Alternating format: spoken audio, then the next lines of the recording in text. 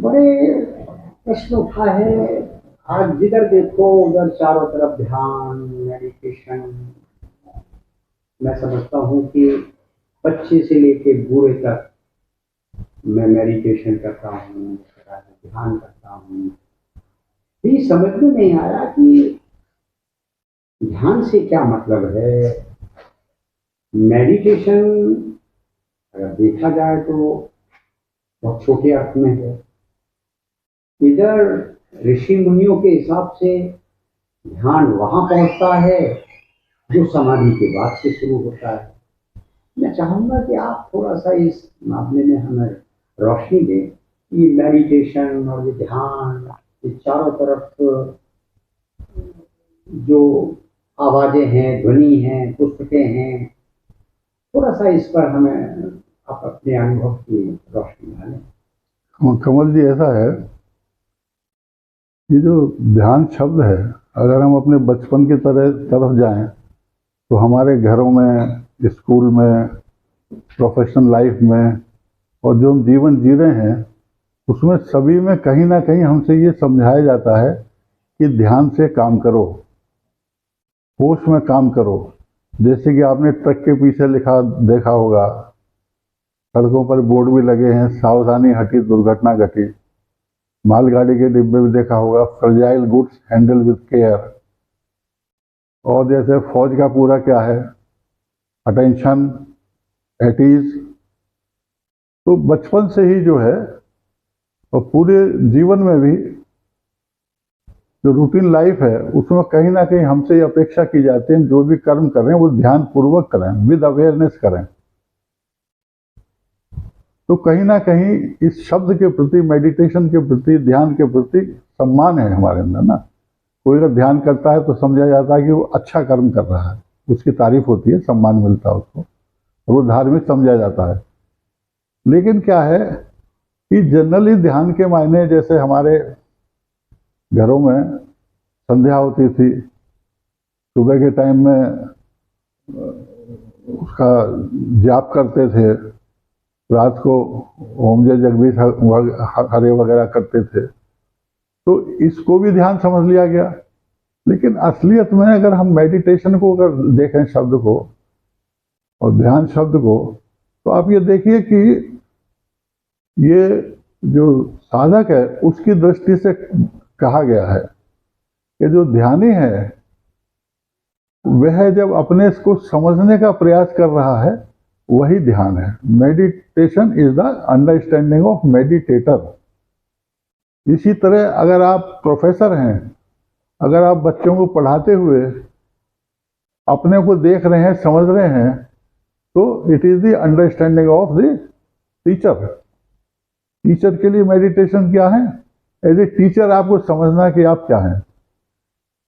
तो इसके ये बड़ा इम्पोर्टेंट है, क्योंकि हमें समझना चाहिए ध्यान के अल्टीमेटली मायने क्या हैं, अल्टीमेटली मोक्ष के मायने क्या हैं, अल्टीमेटली निर्वाण के मायने क्या हैं, अल्टीमेटली अध्यात्म के मायने क्या हैं, तपस्या के मायने क्या हैं। सब हमें एक ओर ले जा रहे हैं। जैसे सोक्रेटिस ने कहा है, नो दाई सेल्फ, अपने आप को जानो। तो अपने आप को आप कैसे जानोगे?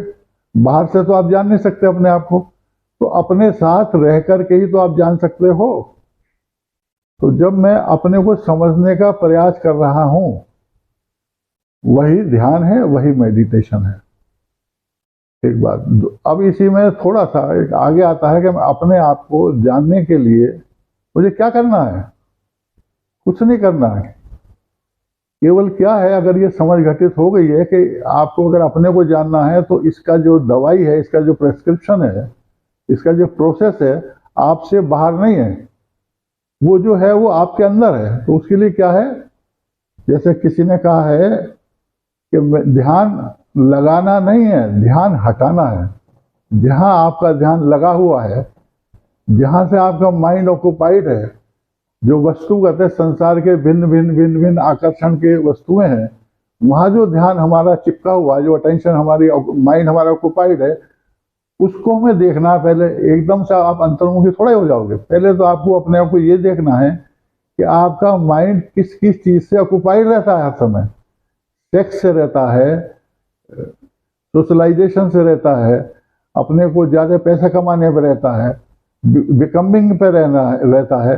तो अगर आप अपने को देखेंगे और अगर आपके अंदर सच्चे रूप से अंतर यात्रा आपकी है, तो आपका ध्यान वहाँ से हटना शुरू हो जाएगा और अपनी तरफ मुड़ने लगेगा। अब जो अटेंशन है, मुड़ना किसका है? अटेंशन का। अभी तक अटेंशन जहाँ जहाँ ऑक्युपाइड है वहाँ अगर आपको ये दिखाई देने लगा, ये तो बेकार की बातें हैं सब चीज़ें। तो क्या है, इंटेलेक्चुअल अंडरस्टैंडिंग घटित होगी आपकी और आप बहिर्मुखी से अंतर्मुखी हो जाओगे। लेकिन इसके लिए यह जानना पहला आवश्यक है कि आप ऑक्युपाइड कहाँ पर हैं, और फिर उसमें अगर आपको व्यर्थता दिखाई देने लगे कि सब बेकार की चीज़ें हैं, तो अपने आप ही बिना कुछ किए हुए आपका ध्यान हटना वहाँ से शुरू हो जाएगा। जैसा कि अगर आपने पातंजलि योग पढ़ा हो तो उनका जो 5वां पद है प्रत्याहार, प्रत्याहार में क्या है कि हमारी इंद्रियों ने बाहर से आहार लेना बंद कर दिया है। क्या मतलब? उनसे छुट्टी मिल गई, उनसे छूट गई है, उससे अटैचमेंट खत्म हो गया। अब उसमें कोई आकर्षण नहीं है, इसलिए वो लौट के कहाँ आएगी? अटेंशन अपने आप पर आएगी। अपने आप पर आने के मायने क्या है कि आपका जो भी विचार उठ रहा है वो आपको दिखाई देने लगेगा। इस संसार में अपने रूटीन में आप देखें ना, सारे दिन आपको इंजेक्शन लग रहे हैं, तो उन जो आपको क्रिटिसाइज कर रहे हैं, कहीं कोई सवाल कुछ है, कहीं कुछ है, कहीं कुछ है, कहीं कुछ है, सुबह से शाम तक सब के सब आपको कचोट रहे हैं, तो उनके रेस्पॉन्स के रूप में आपके अंदर से रिएक्शंस उठ रहे हैं। जब आप अपने रिएक्शंस देखने लगेंगे तब आपको ज्ञात होगा कि आज तक इस संसार में, इस क्षण में जो आप हैं वो आप अपने कारण से हैं, किसी दूसरे के कारण से नहीं है। तो ऐसा होने से आपके अंदर सेंस ऑफ रेस्पॉन्सिबिलिटी पैदा होगी और आप दूसरों को एक तो दोष देना बंद कर देंगे और एक आपको ये दिखाई देने लगेगा जबकि मुझसे ज़्यादा कुटिल, मुझसे ज़्यादा कसाई, मुझसे ज़्यादा चतुर, मुझसे ज़्यादा चालाक, मुझसे ज़्यादा शोषण करने वाला, मुझसे ज़्यादा झूठा, मुझसे ज़्यादा बेईमान दूसरा कोई नहीं है। ये चीज़ जब आपको दिखाई होने लगेगी तो ये सारे नेगेटिविटीज़ आपके कुंठित होती जाएंगी, कम होती जाएंगी। और लगातार अगर आपका ये चलता रहा है देखना, तब क्या होगा कि ये अपने आप ही सब खत्म हो जाएंगे और आपके अंदर बाल सुलभ इनोसेंस आनी शुरू हो जाएगी। ये जितने भी धर्म के बारे में परंपराएं हैं, अल्टीमेटली सबका एम यही है कि किसी तरह से आप बालवत हो जाएं, सिंपल हो जाएं, सहज हो जाएं और इनोसेंस में आप स्थित हो जाएं।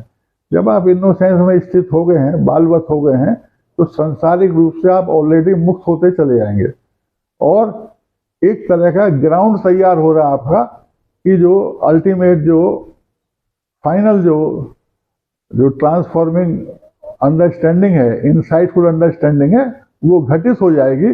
और फिर क्या होगा कि ये जो प्रयास है आपका, एफर्ट है ध्यान का, ये एफर्ट खत्म हो जाएगा और ध्यान में ही आप रहने लगेंगे, जिसको कि क्या कहा गया, मेडिटेटिव लिविंग या लिविंग इन मेडिटेशन।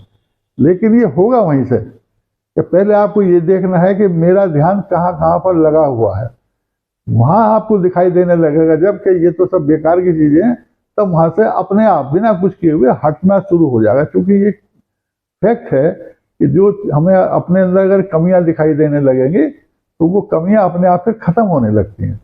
तो देखना ही कर्म का घटित होना है। आपने ध्यान के लिए इतना कम शब्दों में बोलकर हमें रोशनी दी कि गागर में सागर के बराबर है। नहीं। जो हम जिंदगी भर हजारों पुस्तकें पढ़ते रहे, तो हमारे दिमाग में अब तक नहीं छाया, लेकिन इस गागर ने सागर में भर के हमें बहुत खुशी हुई। आपका कीमती समय हमने लिया, ये हम आपके अनुग्रही। कमल जी, आपका बहुत बहुत धन्यवाद कि आप आए और आपके कारण से ये जो है प्रश्न उठा और प्रश्न का उत्तर भी अपने आप ही हुआ। क्योंकि ये जो उत्तर भी आपका ही तो हुआ ना, आपके प्रश्न के प्रत्युत्तर में ये उठा है। वो आपने जो गागर में सागर भर के जो उसकी खुशबू बढ़ा दी है, वो ग्रंथों को पढ़ने से नहीं। अब ये तो सुनने वाले के ऊपर है ना साहब, कि वो कैसे रिसीव करता है। अब ये तो आपने जिस तरह बोला, मैंने जिस तरह समझा, अब दूसरे क्या समझे, ये तो सही बात है। हर एक की समझ अपनी अपनी होती है ना, अपने बैकग्राउंड के अनुसार ही सब सुनते हैं, समझते हैं सब। हमें बड़ी खुशी हुई आपने अपने अमूल्य समय निकाल कर हमारे लिए कुछ ध्यान के संबंध में जानकारी दी। नहीं चाहूंगा कि और लोग भी नहीं आपके पास आकर बहुत बहुत धन्यवाद सर।